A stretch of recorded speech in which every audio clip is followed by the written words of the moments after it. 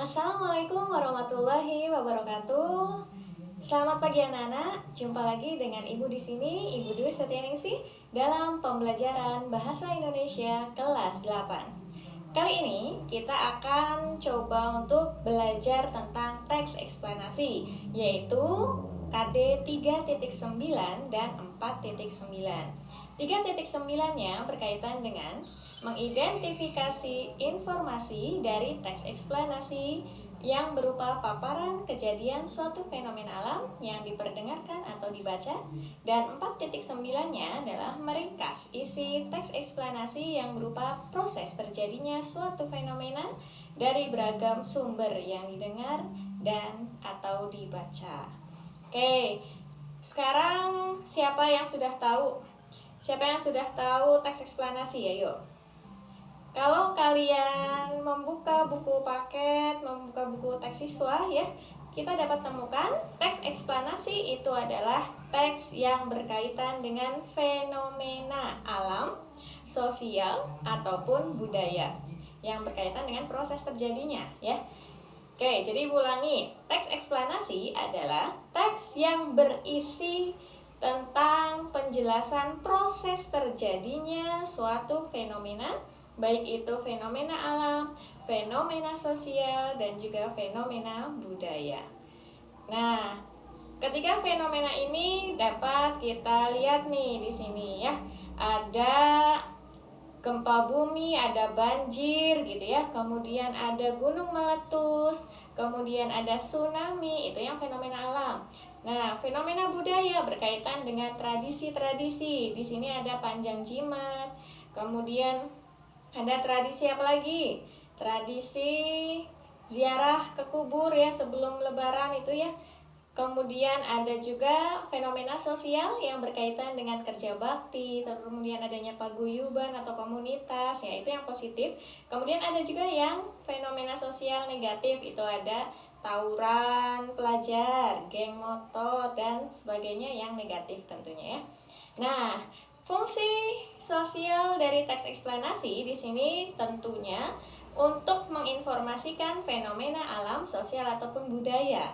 Kemudian yang kedua, karena di sini menjelaskan proses terjadinya, berarti fungsinya adalah yang kedua menjelaskan urutan kejadian atau bagaimana sesuatu itu bekerja. Kemudian yang ketiga berkaitan dengan penjelasan penyebab-penyebab suatu fenomena.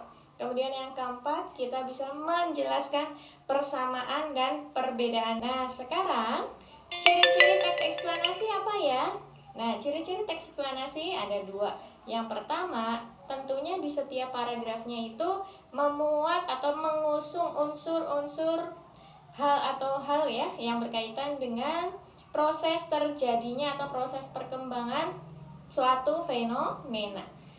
Kalau fenomena yang dibicarakan itu banjir ya berarti menjelaskan proses terjadinya banjir atau gempa bumi seperti itu ya.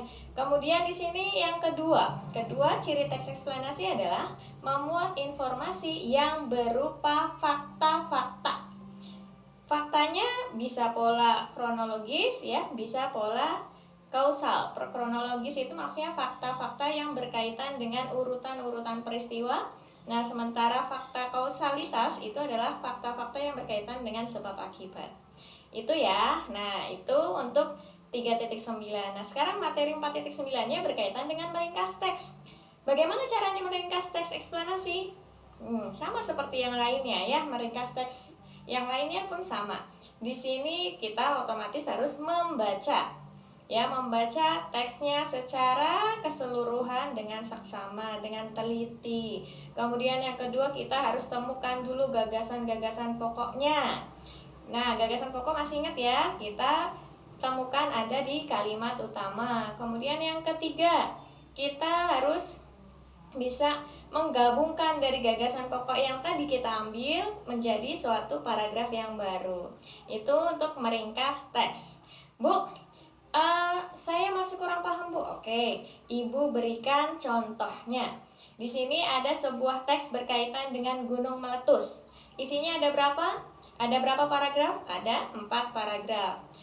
Kalau pertanyaannya adalah yang pertama, sebutkan ciri-ciri teks eksplanasi gunung meletus ya. Berarti Bagaimana ciri-cirinya? Dari tadi ciri-ciri teks eksplanasi yang kedua tadi. 1. Setiap topik berkaitan dengan atau setiap paragraf berkaitan dengan topik yang berkaitan dengan gunung meletus. Kemudian yang kedua di sini tentunya setiap paragraf mengandung fakta-fakta. Nah, faktanya dibagi dua. Fakta kausalitas ya dan fakta kronologis. Fakta kausalitas kita cari yang berkaitan dengan yang di dalamnya ada kalimat kausalitasnya, ada sebab atau akibatnya gitu ya. Kemudian yang kedua itu setiap paragraf mengusung fakta-fakta kronologis. Kalau kronologis berarti urutan peristiwa yang berkaitan dengan urutan waktu. Ada kata saatnya atau ada kata lalu atau ada kata kemudian setelah itu gitu ya, atau diawali, di akhir itu juga masuk ya. Nah, di sini itu kalian tuliskan kalimatnya, kemudian ada di paragraf mana, yaitu untuk menjawab ciri-ciri teks eksplanasi. Nah, yang kedua, pertanyaannya, jika ibu minta ringkaslah teks eksplanasi tersebut, bagaimana caranya? Kalian baca dulu seperti yang tadi ibu sebutkan di dalam langkah-langkah ya. Baca dulu paragrafnya, temukan gagasan pokok. Ingat, gagasan pokok itu mudah. Biasanya cirinya apa? Di awal atau di akhir paragraf. Kemudian yang kedua ini pastinya ada di kalimat utama. Nah, sekarang paragraf 1. Paragraf 1 menurut kalian yang bersifat umum itu ada di ada di kalimat keberapa? Ke-1 atau kedua? Bu, yang ke-1 Bu. Coba kamu cek ke-1 itu sifatnya umum atau bukan? Kalau itu sifatnya umum berarti bolehlah. Kalau sifatnya khusus berarti yang kalimat pertama bukan gagasan utama.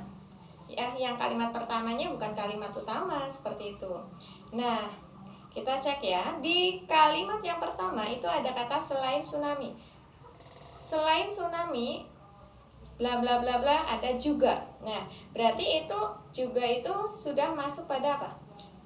Kalimat yang khusus. Ya, karena di sini masih ada konjungsi juganya itu ya. Kemudian selain itu juga masih masuk kepada kata hubung. Jadi di sini yang paragraf pertama untuk kalimat satunya ya itu masih bersifat khusus. Kemudian kalimat keduanya Bu. Oke, kalimat keduanya ya apa enggak? Kita cek. Ada tidak di sana konjungsinya atau ada tidak yang sifatnya itu khusus? Tidak, oke, sip, bagus. Nah, jadi di sini paragraf yang pertama kalimat utamanya di kalimat kedua. Di situ udah ibu tandai ya. Sudah ibu tandai dengan warna yang berbeda dengan yang lainnya. Kemudian yang merah ya, paragraf 2 juga sama. Kalimat utamanya di mana? Di awal atau akhir paragraf? Bu, di awal, jadi merahkan gitu ya, garis bawahi. Kemudian paragraf 3 juga sama. Mana kalimat yang sifatnya umum? Kemudian itu pasti kalimat utama, garis bawahi gitu ya. Nah, yang paragraf keempat juga sama. Kalimat umumnya ada di mana? Itu menjadi kalimat utama, garis bawahi gitu ya. Dari gagasan utama yang tadi kita tandai, kita gabungkan, dicuplik, ditulis ulang. Kemudian kita gabungkan menjadi satu paragraf yang padu. Yang padu itu maksudnya yang nyambung ya. Nah, Bu, bagaimana jika ada kalimatnya ada ngejrok gitu ya? Ada yang tidak nyambung. Nah, itu berarti PR kita nih sebagai yang meringkas. Berarti kita tambahkan kata-katanya baik itu dengan konjungsi antar kalimat ataupun konjungsi antar klausa. Seperti itu. Ya, itu untuk meringkas. Oke, sampai di sini mungkin Ibu cukupkan ya. Semoga bermanfaat penjelasan dari Ibu. Dan akhir kata seperti biasa, burung irian, burung cendrawasih. Cukup sekian dan terima kasih. Assalamualaikum warahmatullahi wabarakatuh.